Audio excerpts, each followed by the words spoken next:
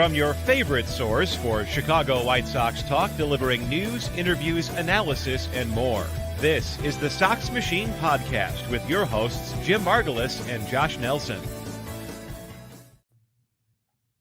Everyone, welcome to Sox Machine Live. I am Josh Nelson alongside the managing editor of SoxMachine.com and co-host of the podcast. It's Jim Margulis as we are streaming live this wonderful Thursday night, September 28, 2023, as the Chicago White Sox just wrapped up their series against the Arizona Diamondbacks. And guess what? They lost that series. But hey, at least they won the third game. They won the third game 3-1. The first game of the series, they were up 4-1 after 2 innings and then proceeded to allow 14 unanswered runs to the Diamondbacks. And then it was just a casual 3-0 loss in game 2 as the offense is working wonders for the White Sox in that series against the Arizona Diamondbacks. And the Diamondbacks are a very good team. They needed to win that series, especially when we talk about the MLB postseason race later in the show. But we're going to be recapping what happened quickly against Arizona. But this is it, Jim. This is the last call of 2023 for the Chicago White Sox. Yeah, I know you're heartbroken. I know you're heartbroken. Yeah, one more series left, folks, as the San Diego Padres come to town, who are not mathematically eliminated from the postseason quite yet. So we'll get into that. The way they can make the playoffs is insane. Hader wishes they were, but they're not. Yeah, they're still alive. Still alive. So the San Diego Padres somehow, some way are still alive for the postseason. So we'll see on how they react to the last weekend of the 2023 season. But Jim, back to the White Sox losing another series against Arizona. What was like your big takeaway from these 3 games? Well, it could have been worse, I think, was my big takeaway when you watched how the bullpen pitched in the first game, and then you have Luis Patino pitching a bullpen game in the second game, and then Touki Toussaint, who is occasionally guilty of the early exits, and sure enough, he left 5 innings for the bullpen to cover. Like, that could have been terrible. It could have been 14, 15, 16 runs every game, but the bullpen more or less held it together. Aaron Bummer pitched well. So, I mean, it doesn't mean much in terms of 2024 and projecting what kind of team might be there, what kind of bullpen might be there. But in terms of just watchability, getting the season over with, nobody getting hurt, not doing any more damage, like, that's more or less where I'm at. Like, get everybody out in an orderly fashion, kind of like a fire alarm, just usher everybody towards the exit safely. And if everything burns down behind them, at least they have their phones. Yeah, Yohan Moncada hit a home run in the third game of the series, so he has reached 10 home runs in the season. Woo! Double digits for Yohan Moncada. Andrew Vaughn also hit a home run. 10 times as many homers as Tim Anderson. Yes. Oh my gosh. Yeah, especially when you put it that way. Yikes. Yeah. Vaughn hit another homer, so he's got 21 in the season, and he's also reached 80 RBIs, which I think he will eventually lead the team again in back-to-back years, and that will get brought up when people are trying to continue saying that Andrew Vaughn is a good hitter, that he leads the White Sox at RBIs. I do like the RBI stat. I know Jim also likes the RBI stat. We're going to talk about just how woeful this White Sox offense has been in 2023. It's faint praise when you're saying that Andrew Vaughn is a good hitter because he leads the team in RBIs. Somebody has to lead the team in RBIs, and he's lucky that Luis Robert unfortunately has to miss the final week of the 2023 season due to injury. But yeah, the lineups that we have been seeing, it's obviously the end of the season. Mm-hmm. And like half of these guys that are in the lineup, I just look at every single day, Jim, like they shouldn't even be on this team next year. Like if the White Sox are serious about contending in 2024, half the lineup should not be on the team. I think that's why we're seeing Chris Getz go from being somebody who can turn around the White Sox in a hurry and hit the ground running and fill the gaps because he knows the ins and outs, to being like, oh God, like this could take years. And I mean, it's a bait and switch as far as Jerry Reinsdorf's concerned, because Reinsdorf was telling fans that there's no time to waste. And, Branch Rickey would need a year and so on and so forth. And like Chris Getz needs a year. Chris Getz needs 2 years. Like he's the guy who's in charge of minor league development and said he knew the ins and outs. And now he's trying to figure out like how to get certain departments, even with other departments in terms of how advanced they are in terms of how they're working. Like it's not feasible to expect a quick turnaround with this team. This is late stage White Sox. It's falling apart. It's years, if not a decade of neglect in certain areas and half-assing it in others. And it's going to take, if not a complete gut job or a teardown, because like there's just not much to sell.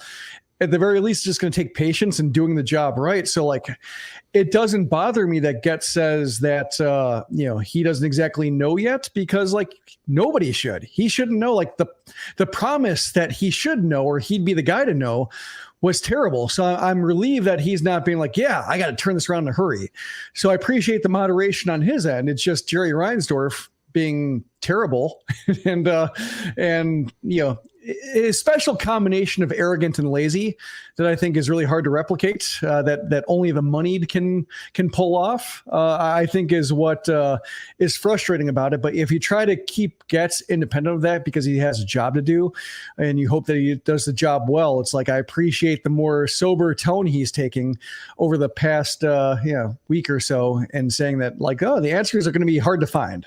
Yeah, he's already done the deep dive, right? And he's bringing in new faces, new voices into the front office. It sounds like he did a deep dive and he needs to do a deeper dive. Well, that's the problem, Jim, right? It's, I lost my wedding ring in the pond. The pond's only 3 feet deep. Let me search for it. Oh, crap. The pond goes like 9 feet deep. I have to search further down the depths of the pond. That's Chris Getz right now. Yeah, there's Riptide. Right. There's an undertow. He just thought, there's only like 3 feet. Like it's shallow water. And then you take a step and you drop.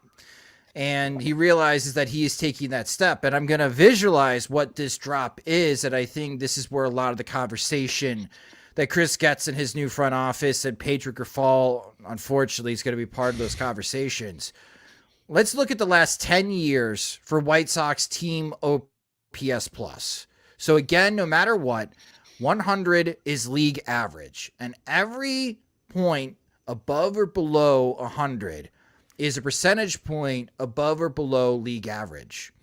And in 2013, that team that went 63-99 had a cumulative team OPS plus of 84. They were 16% below league average.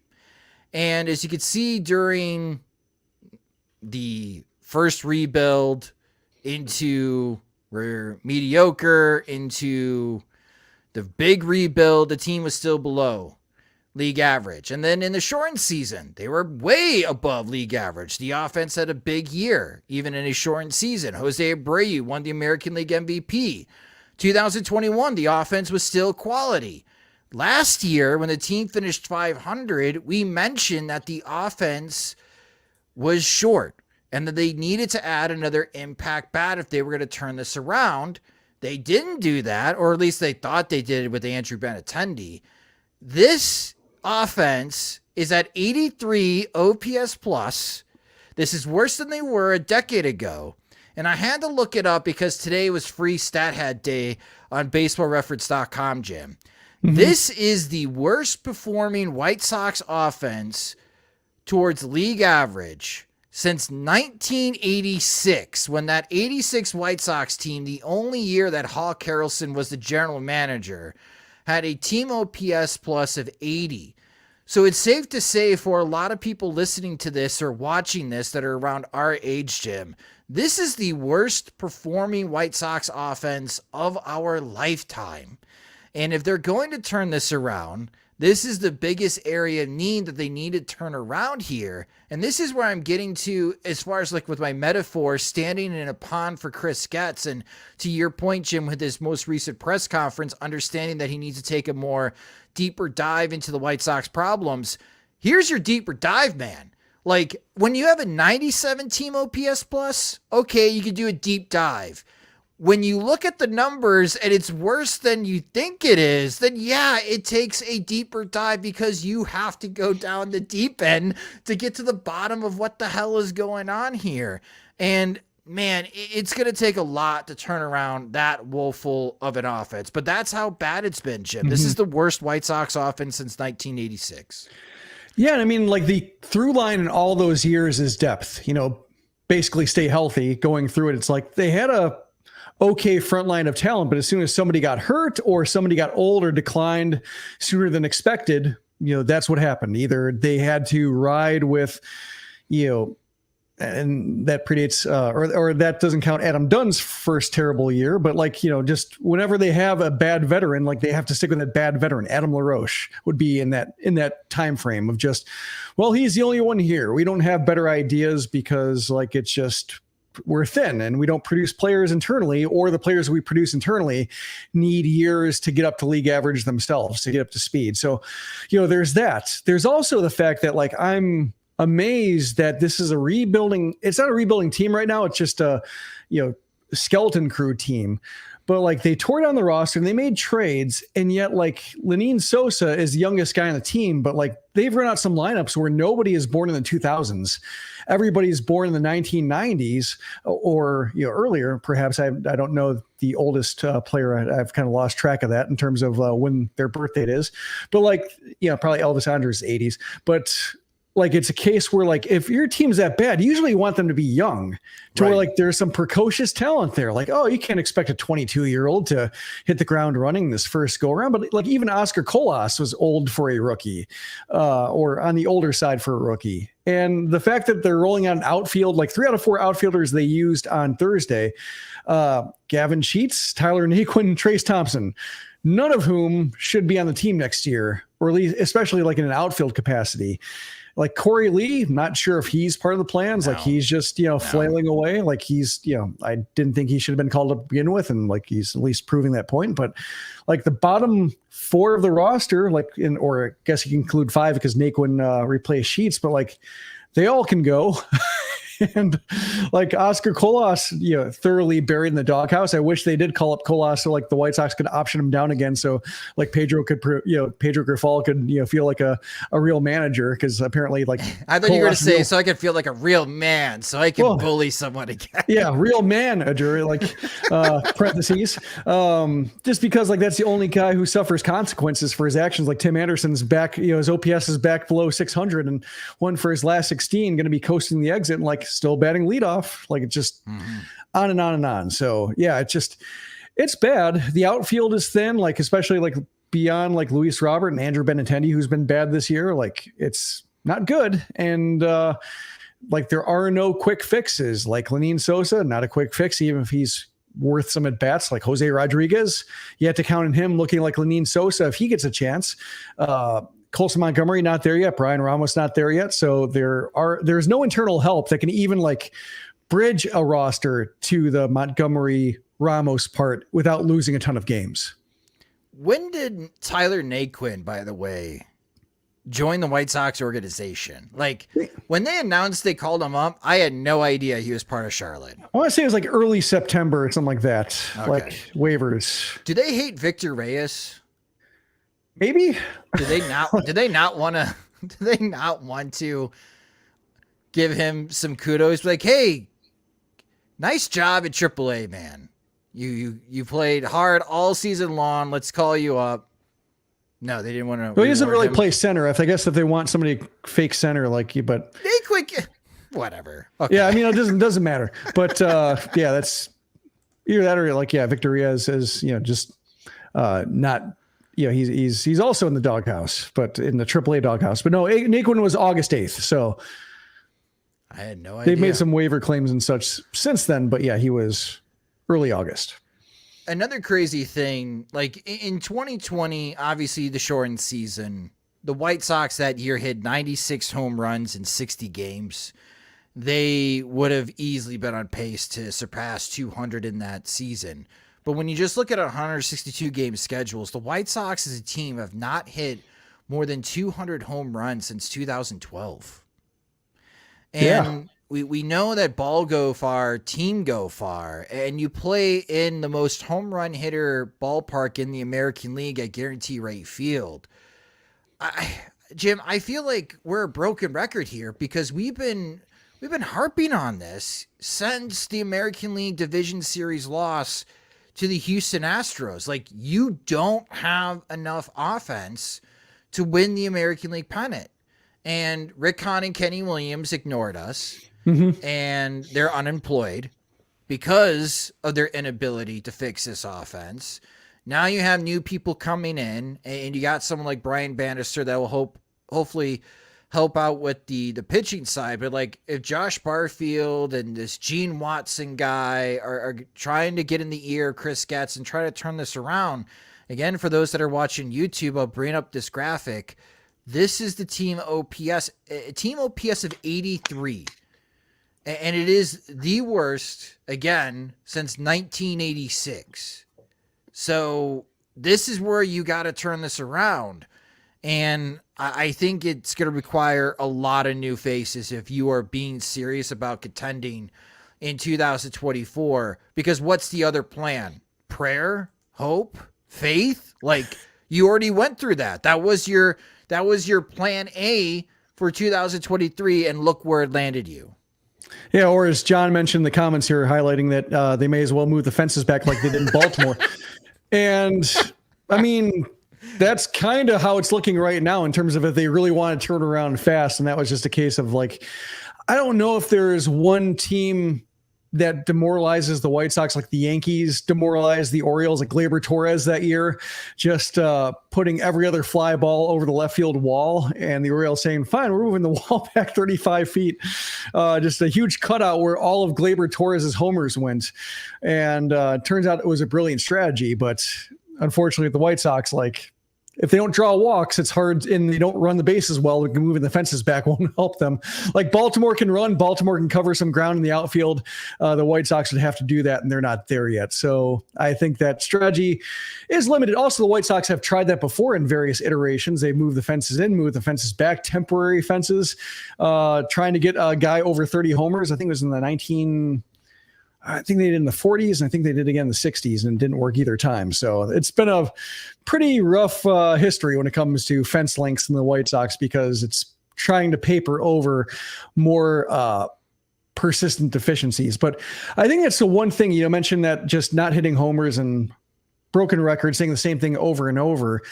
Like, it is a relief that Kenny Williams and Rick Hahn are gone. And like, I know there's like a tendency to be like, oh, you don't want to like dance on somebody's grave. And this might be just a slow dance on somebody's grave, but not a happy one. Just not quite a polka. Yeah, not a mosh pit. But it's a case of just being so tired of, like, it was like the smugness at the end too, like we might know a thing or two better than the people on the outside who, they don't know all this. Yeah, they don't have access to all the data or the conversations we have on and on. They're just year after year, the results aren't there. And like jumping in the market to sign Adam Eaton, being like, that's a bad idea. And it turns out it's a bad idea. And like, they just continued being smug and continue making the same mistakes. So I'm happy that they're out, just because Chris Getz, like, coming in, no successes to point to. Like, he doesn't have 2005 to point to. I guess that's what we can say, is that he's completely separated from that as a player, as an executive. So he can't say, well, there's people didn't think we're going to beat the projections in 2005, and we signed a bunch of guys for 1-year deals, and look at what that team did. Like, he can't say that. So that's a relief. And that, I think, gives him a little bit of humility, or like gives him like I think raises his awareness that he hasn't accomplished anything, and he's coming into this pretty much without anything. He's lucky to have a job. He's lucky to have this job. He might be a farm director somewhere else, or he might have an acumen to certain things that might have allowed him to climb a ladder in another organization. But having this job at this age, with what he's accomplished, like, only with the White Sox. So I think there's some awareness probably that he knows that. And I haven't detected the same amount of like, how dare you question me, or how dare you have doubts. So I'm encouraged by that. I think the Bannister hire is good. I think the Barfield hire is different enough to where, like, I don't know what to think. And that is good. I'd rather not know what to think than be like, this kind of stinks. Pedro Grifol, like, I didn't know what to think about that. And turns out it stunk. But like, the process was sound. They tried, didn't work. Unfortunately, it doesn't sound like they're going to learn anything from it because Jerry Reinsdorf doesn't want to pay 2 managers again.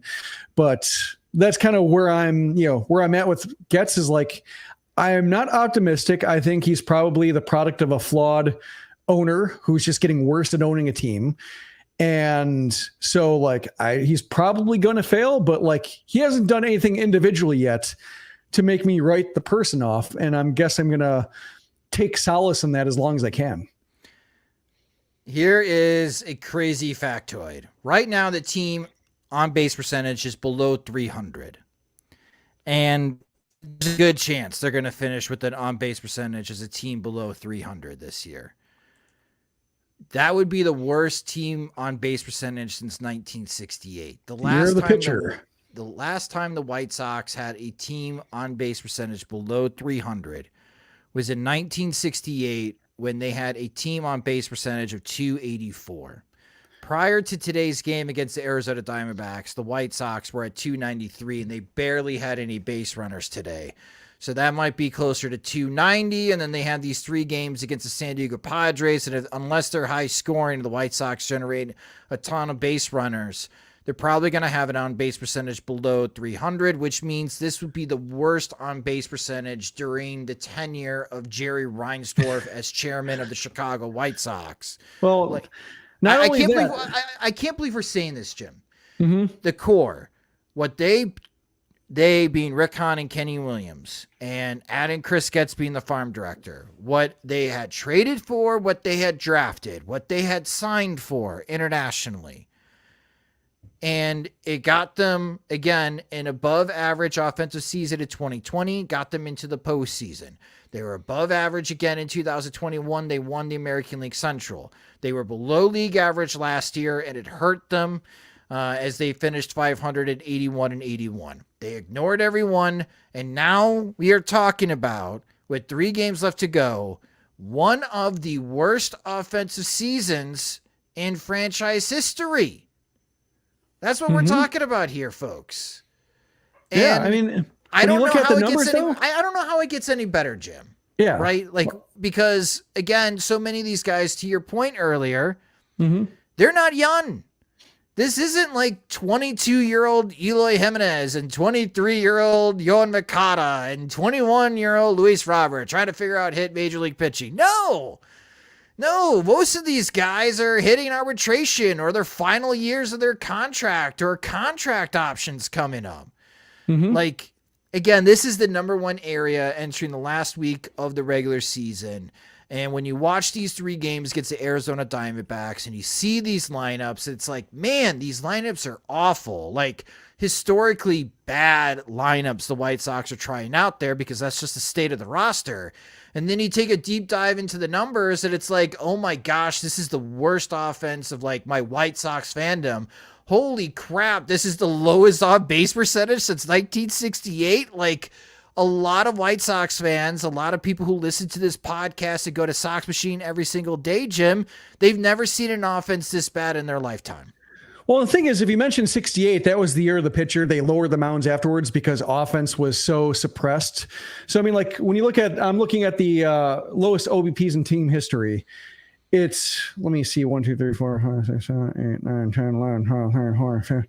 The top 15 are all either the 3 years 1960s before they lowered the mound, so 66, 67, 68, and then all before World War I, and the 2023 White Sox. So the dead ball era, the deadest of the dead ball era, the year of the pitcher and the years preceding it that forced a rule change in order to create offense because it was just the game had completely reverted back to the dead ball era, and this year's team. And then like if you go outside the top 15, number 16, the 2013 White Sox 302, number 17, the 2018 White Sox 302, and then it's finally 1988. So like it's the Rick Hahn teams and the 60s teams where just the game was screwed up, and World War I when they basically like hit potatoes with railroad ties. Like that's kind of what you're looking at for the context of this offense. So like there hasn't been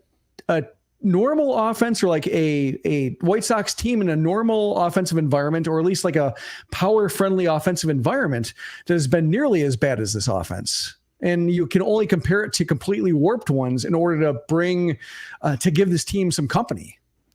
Again, there's going to be a lot of focus in the offseason, especially in the Sox Machine offseason plan projects, and try to fill out a pitching rotation, which I get it, because you got to get through the marathon of a 162-game season. Pitching depth is still going to be a concern for the Chicago White Sox, and pitching is not cheap. So that's going to eat up most of whatever offseason budget that Jerry Reinsdorf is going to allow Chris Getz, whatever that number is going to be. But, with Getz talking about the deep dives and having to take a deeper dive, and he was also asked by Bruce Levine of 670 The Score about the status of Tim Anderson, which we talked about that in our last episode of the Sox Machine podcast. You can also check out our friends from the 108 Beef Loaf. He also put up a video, very similar opinion that we have, that it's probably best that the White Sox do move on and buy out the $1 million contract for Tim Anderson to make him a free agent, maybe renegotiate with him during the offseason and bring him back if the phone calls get cold or nobody's calling for his services. Tim Anderson doesn't help you here. Tim Anderson does not fix your on-base percentage problem. He does not fix your power problem. Andrew Benintendi doesn't fix the defense problem. Doesn't fix the defense problem, but a 322 on base percentage, yeah, that's good in context compared to everybody else in the White Sox, but it's going to have to be higher than that to be real impactful. And Yohan Mikata, he's been great in his last 40 games, but you play more than 40 games in a Major League Baseball season. He's been having a terrible time being consistent enough over a 162 game season. Andrew Vaughn's on base percentage is below 320. The outfield is a mess. Second base is a mess. And oh my gosh, they may have made the catching position even worse because Corey Lee's not a major leaguer. Like, if you brought up a shopping list for Chris Getz, like if you and I did that, Jim, maybe that's a future podcast episode. You and I create a shopping list. Like, this is what you need to do in the offseason, Chris Getz, to realistically build a White Sox team that could win the American League Central in 2024. I mean, half of that list, more than half of that list, is just going to be machine. Offense. I mean, it's just a time machine. Yeah. Get the 2020 White Sox and bring them over. Yeah, that's pretty much it, right? Like, yeah, I can't believe how bad it's gotten. Yeah, looking at the team OBPs, like Luis Robert, like as good as he is, 315. And I don't want to like knock Luis Robert because like he does so much well, like, 38 homers, great. Center field defense, outstanding. Runs the bases well. Terrific. Like, that's all good. But we've talked about this before. Like, if I'm Chris Getz and I'm trying to design this team, like Luis Robert's around, he's going to be in the foundation of the team. And like, he's the only one who really can stake a claim to that. Like Dylan Cease, kind of on the outside looking in based on how many guys he walks and how rough he's looked. Maybe Brian Bannister has an answer for him, but like right now I'm not considering him like a foundational piece. Like it's Luis Robert and that's about it. But if I'm Chris Getz, I'm looking like I got to compensate for the one thing Luis Robert doesn't do well, which is, get on base around hits. Like if he goes 0 for 12, like it's an 0 for 12. It's on 0 for 9 with 3 walks, or it's not, like there's no way to compensate when he goes cold. So like he needs to be able to find OBP guys. So like that Robert's one flaw doesn't match everybody else's flaw. And that drags down Robert's contributions as a result. So like if that takes a few years, fine. If it like comes a case where 2 years from now, or maybe even after next year, and like I don't know where OBP is coming from, maybe you trade Luis Robert just because like you're not going to max out his skill set based on what he's providing, and maybe it makes sense to like try to get 2 or 3 players who maybe can just change the shape of the roster because he can't do it himself. Like that's obviously like the darkest timeline outcome, but just I think that's what I make my priority is like whatever you do, don't make the team drag Luis Robert down and turn him into somebody who makes the problem worse. In a perfect world, or in a video game world, the 2 guys hitting in front of Luis Robert in the lineup would have on-base percentages of 350 or better. So that way, out of the 38 home runs that he hit, 28 of them or something like that are not solo shots. Like, to your point, he doesn't get on base at a high clip, but man, when Luis Robert gets a hold of it, he does serious damage. And you should have guys that can get on base a lot more consistent in front of Luis Robert. He's just hitting so many solo home runs because Tim Anderson and Andrew Benintendi don't get on base consistently. Like, that's the problem there. And again, Tim Anderson is not going to help you fix that problem for next year, no matter how much faith that you want to have in him, that he could reverse course and turn back the clock to his 2019 or 2020 self. Like, honestly, Tim Anderson at 350 on base percentage, he needs to hit 325 or 330, and that wins the batting title. Like, that's the only way Tim Anderson gets to that level of on base percentage. Andrew Benintendi would probably have to hit 310 in order to have that high of on base percentage. Those guys are not the guys that you want getting ahead of the Luis Robert in your lineup to turn this offense around. And you don't have anybody else that has that skill set. So I'm grateful that Chris Getz publicly has said that they need to take a deeper dive. They need to have more of an exhaustive conversation. That was the word that Getz used, exhaustive, when speaking with Tim Anderson and what they're going to do and what options, what ideas that they may have for Tim Anderson in the offseason. But boy, entering the last weekend of the season, everyone keeping an eye on what to do in this offseason, how to get this team turned around. We're talking about an all-time worst White Sox offense, and you don't have a lot of help right now in AAA. There might be some help coming soon in AA, but boy, if Jerry Reinsdorf, Jim, really wants to compete next year, he better open up the checking book, and you're going to have to spend like the Mets and Padres have recently. And I know there's a lot of pushback on that those teams are not winning, but you have way too much work to do to turn this ship around. Give me the best players 7 one-year contracts worth $10 million a piece can afford. No kidding. Yeah, that's pretty much what it would be. Like, let's spread it real thin. Yeah, no kidding. So, again, that's the woeful offense, and that's enough White Sox talk. So let's talk about what has been of interest to me. Well, one last day in the White Sox talk on the Tankathon. They are looking to be in the 4th slot right now. I give it up for the Colorado Rockies, man. When you're talking about tanking, losing 9 of your last 10 games is one hell of a way to ensure the White Sox cannot catch you. The White Sox need the Rockies to win out. The White Sox need to lose out to catch the Rockies. So more likely than not, the White Sox will have a 13.25% chance of getting the number 1 pick in the 2024 Major League Baseball draft when they have that lottery during the winter meetings. So that's where the White Sox currently are.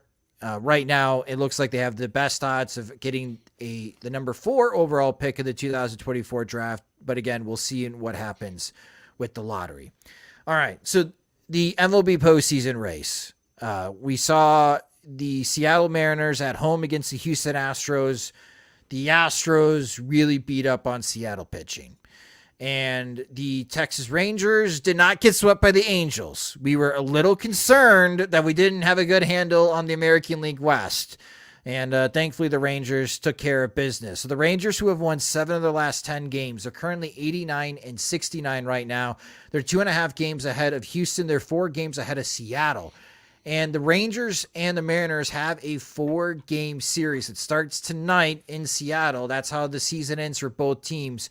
4 games left to go against each other in Seattle, and the Mariners would have to sweep the Rangers in order for the Mariners to catch the Texas Rangers. Meanwhile, the Houston Astros are going to have a 3-game series against the Arizona Diamondbacks, a team that just won the series against the White Sox, and that will start tomorrow. The Astros, 2.5 games back of the Rangers. They have a little bit more breathing room when it comes to American League wild card. They're a 1.5 games ahead of Seattle for that 6th spot, and they're a half game back of Toronto for the 5th seed.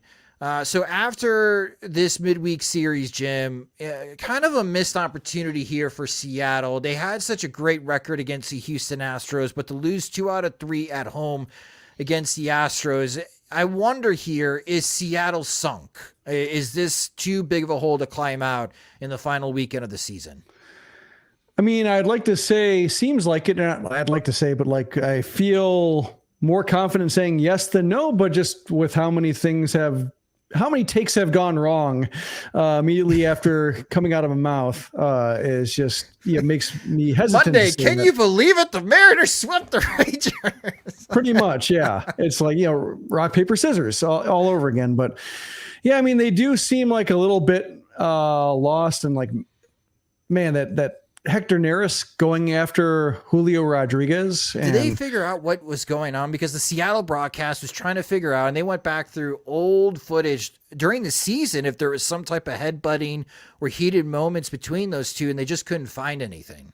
Yeah, no, I mean, like, and there was accusation that Neris said a homophobic slur. Neris denied it. Rodriguez wouldn't say, but Rodriguez was shocked because he thought like he and Neris were like friends or like they play on the World Baseball Classic team together, like thought they'd gotten along. So, I mean, like, I don't know if it's the Astros realizing like, hey, we haven't done anything colossally stupid in a while to get everybody to hate us. Let's, Hector, your turn, get in there. But yeah, I mean, that's, that seems like it's a moment of indignity, I think, for Seattle, because it's one thing to like, lose and lose a series, a key series to Houston home, another thing to like, have the Astros like going at you and disrespecting you for no good reason and just, extra salt in the wound there. So I'm hoping it's not the case. Like I'm hoping they can rally against the Rangers like Houston flops out. But I mean, like it's hard to see the math working that way. Yeah, it's going to be, it's an uphill climb. And again, this is as far as the weekend here, the Rangers 4 games in Seattle, the Astros 3 games against the Diamondbacks.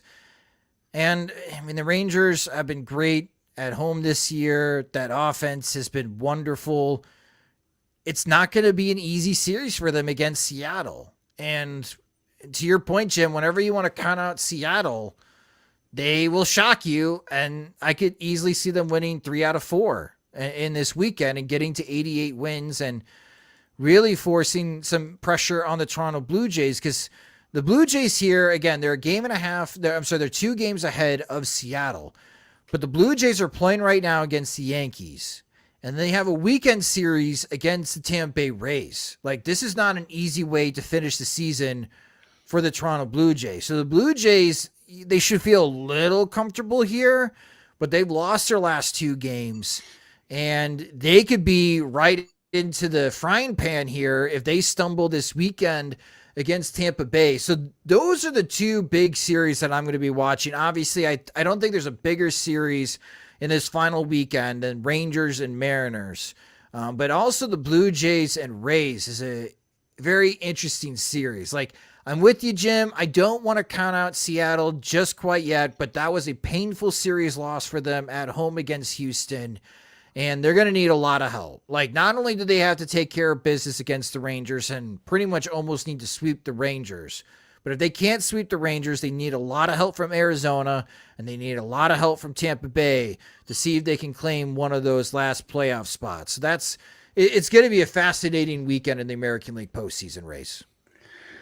Yeah, and Toronto was my preseason World Series pick, and I'm not feeling great about that. I mean, getting to postseason, you have a chance, but just the whole year's been kind of like this. The offense has been disappointing. The pitching staff's been good, but not like good enough to keep up with, like, say, Tampa Bay and Baltimore for how good their offenses are. So it feels like a little bit of a mismatched team, and fortunately, just other teams have had bigger problems. Also, the Yankees are 500 again, so. Something to watch. Can they stay above 500? Yeah, but it's like 81-77. So it's like when you listen to Yankees fans or Yankees media or just follow their tweets, like they sound as depressed as White Sox fans should be. And yet no losing season since when?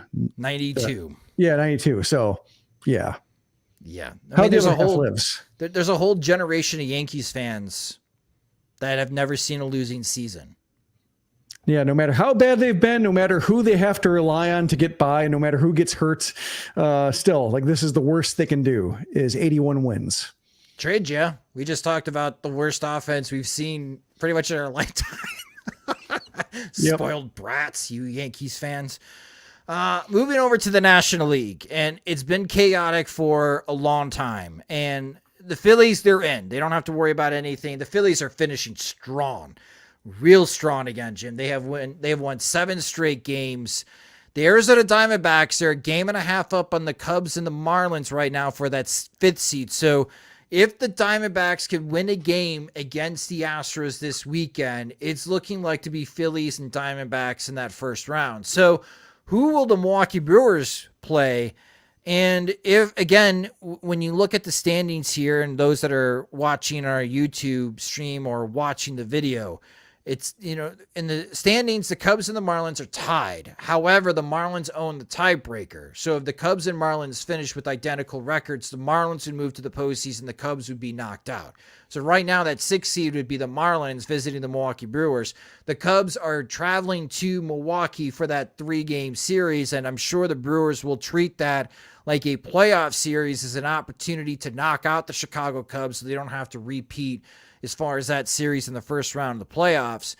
We talked about San Diego. Okay, so again, the Cubs and the Marlins are at 82 wins, okay? In order for the Padres to make the playoffs, the Padres have to sweep the White Sox, not a tall task. And they need the Reds, the Marlins, and the Cubs to lose out. That's the only way the Padres make the playoffs. Like, they are still mathematically alive until somebody reaches the 83rd win, and when they do, the Padres will be knocked out. But that's how the Padres are technically still alive. And you got the Cincinnati Reds still poking around down there. They're a game and a half back, and they will be traveling to St. Louis this weekend. Yeah, and the Marlins are scoreless with the Mets top of the 6th. The Cubs are losing the Braves 5-1. It's kind of happening. So in Chicago, I mean, sports radio this week has been just a dumpster fire, especially with what's going on with the Chicago Bears. I feel like we could be experts talking about the Bears because we cover the White Sox, Jim. They are definitely the White Sox in the NFL right now. So that's not a very fun topic. And then you have this whole Chicago Cubs situation going on. And I feel like no one has anyone to blame from a Cubs point of view than themselves. Like, for you having to win series on the road in Atlanta and Milwaukee, it's a tough task, man, no matter what point of the season. And I know the White Sox shocked us during the middle of the season, winning the series in Atlanta. Nobody was expecting that. That might have been the best baseball the White Sox played this season, is when they did win that series. So it's not impossible. But you put yourself in that position because you stumbled in previous series, especially like against the Rockies. Like, the Cubs had an opportunity to not be in this position. And as you mentioned, as we are streaming live right now, they are losing to Atlanta and threatening to get swept by the Braves, which is not a surprise.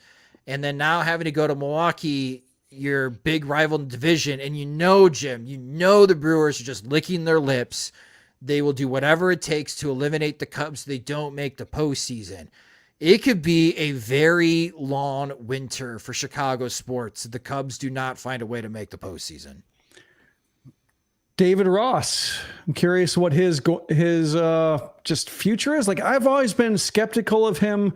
Like, it's a case of like, he's got media training. He was the popular veteran go-to guy when he was a player in terms of going to the media and having quotes for people. And so, like, when it came to, watching him versus Pedro Grifol, watching Grifol just have nothing to say over and over again, while like Ross in a rebuilding situation could at least crack jokes, could at least, lay down some law and lay down some standards in a way like where Grifol, like, he had a one-on-one interview with Lamont Pope at the Tribune and just like still offers nothing. Says, I'm not going to go into specifics. It's like, why start now? But also just why, fans want to hear like something real from you, given that nobody likes you and nobody wants you around. Like, he has no equity whatsoever with fans and still just offers them nothing. He's just blank. So like, seeing Ross as an example, like somebody who might not be a good manager, but at least has some charm and charisma to paper over that, or at least relate to the public well enough to share some frustration or understand what the public might want to hear, whereas Griffol's got nothing. But, with this kind of collapse happening, and, certainly some of his decisions have been front and center, some weird bunting decisions, the bullpen's kind of falling apart, which might not be him, but also like that tends to fall back to the manager, like some really spectacular losses late against the Braves. Like they do look like they're choking a little bit, and it's gonna be hard for a manager who hasn't won anything before to hang with it. So I'm curious, like what his status will be. And if they fire David Ross after this season while keeping Pedro Grifol around, just like, it's watching the Cubs with new manager envy is going to be another frustrating point of the season. Just understand the way the White Sox just have a governor on how excited you could possibly be about them at any given time. Just like, hey, Kenny Williams and Rick Hahn are gone. I'm thrilled. No, I can't be thrilled. I can't be thrilled because Chris Getz is here and he's keeping Pedro Grifol. Like I'm not allowed to be excited about the direction of the team. So, I mean, that's kind of how the White Sox operate. And if Ross doesn't come back and the Cubs actually conduct a manager search, like White Sox fans have to watch that, like live through them vicariously to wonder, like, what's it like to hire a manager in the offseason of 2023, 2024, because the White Sox aren't doing that. And they'll probably flirt with the idea of signing Shohei Ohtani and flirt with an idea of a 9-figure contract with Cody Bellinger. Yeah, there's going to be some envy, most definitely, from White Sox fans and how the Cubs handle this offseason. But, if the Cubs don't make it here, it's not going to get any easier for them for next year, right? Like in the 2024 season, at least in the American League Central, the White Sox could just look around and be like, okay, the target is on the Twins' back this year, and we'll see if they can continue this good play for another season. Recent history suggests that they won't, and somebody else will find a way to win the division as the only team with a winning record. That's just the state of the American League Central now. Not the case in the National League Central. The Brewers are good. The Reds are on the rise. I'm imagining the St. Louis Cardinals are not going to tolerate what happened this year, and they're going to bounce back next year. The Pittsburgh Pirates are getting better as well. Like, I don't want to say it's either now or never for the Chicago Cubs, but at least in the short term, this might be their best chance of earning one of those wild card spots in the National League. And again, they had their chance, but they're stumbling towards the finish line. Yeah, or not even earn it. Like in this case, like this is when their chance to kind of like fall into a wild card spot, maybe a year earlier than they thought, like not playing their best, not being a complete team, having some misfortune and still having enough of a margin for error to get in. Like they could be better next year, but as you mentioned, the division will be better too. So they'll actually have to earn it. It won't be a matter of like lucking into it the way they kind of have with some well-timed hot streaks and the disappearance of the Cardinals and just, as we saw, like the Diamondbacks, came away just being like, yeah, they're okay, but not terribly impressed. There's some, interesting individual talent there. Like I like watching Corbin Carroll run a lot. Like that's a lot of fun, but just, having seen them up close and seeing the record, like I kind of get why they are their record. Like they can kind of go cold a little bit. So I get that better than I understood it before. And, I still look at the NL and see just 4 good teams, and the other 2 wild card spots are unnecessary. Whereas with the bottom heaviness of the American League with just the A's, Royals, and White Sox, 3 of the 4 worst records in baseball, dragging down, like a zero sum aspect means like the top of the AL is a lot better. And sure enough, it is. So, this was the Cubs' best opportunity. I think the Marlins could say this. I don't think the Reds have any regrets, but the Marlins were gunning for it. If they come up short, they'll feel a little bit miffed in terms of like some players not panning out, because this division was, they can't count on the Mets being as bad as they were. So like they have to look at that. The Nationals might be better. So the Marlins are in a similar boat. So you could see 2 desperate teams here, the final week of the season, knowing that they missed some big opportunities with teams that were trying to win in 2023 and might have been able to sneak in even with a lot of things not going the way they hoped. A lot of nervous energy when it comes to this race in the National League for the final weekend. Again, the Cubs will be visiting the Milwaukee Brewers. The Marlins are playing the Pirates, and the Reds are playing the St. Louis Cardinals. And the San Diego Padres, still alive for the time being, playing against the White Sox. We'll see if the White Sox can spoil the Padres' last-ditch effort of trying to make the postseason. But that will do it for this episode of Sox Machine Live. For those that are watching the YouTube stream, thank you guys so much for doing so. Check out our friends from the 108. Their show will be starting in a few minutes here at 8 p.m. Central Time at youtube.com/from the 108. If you're watching the video recording of this, thank you so much for watching a video on our YouTube channel at youtube.com/Sox Machine. Please subscribe to the channel. We greatly appreciate it. And you can follow us on social media. We're everywhere now. X/Twitter, Instagram, Threads, Blue Sky. We're at Sox Machine. You can follow me there at SoxMachine_Josh. And we always take the audio from the Sox Machine live streams and upload them into our podcast feed, which you can subscribe to the Sox Machine podcast wherever you listen to podcasts, such as Spotify and Apple Music. If you enjoy our work and want more, you can get more by becoming a Patreon supporter at patreon.com/SoxMachine, where our Patreon supporters get exclusive content and also ad-free versions of both the podcast and website. Monthly plans start at $2, or you can save with an annual subscription. Again, sign up at patreon.com/SoxMachine. Sox Machine Live is a production of SoxMachine.com. You're on for all things Chicago White Sox baseball and part of the Blue Wire Podcast Network. Alongside Jim Margulis, I'm Josh Nelson. Thanks for watching and listening.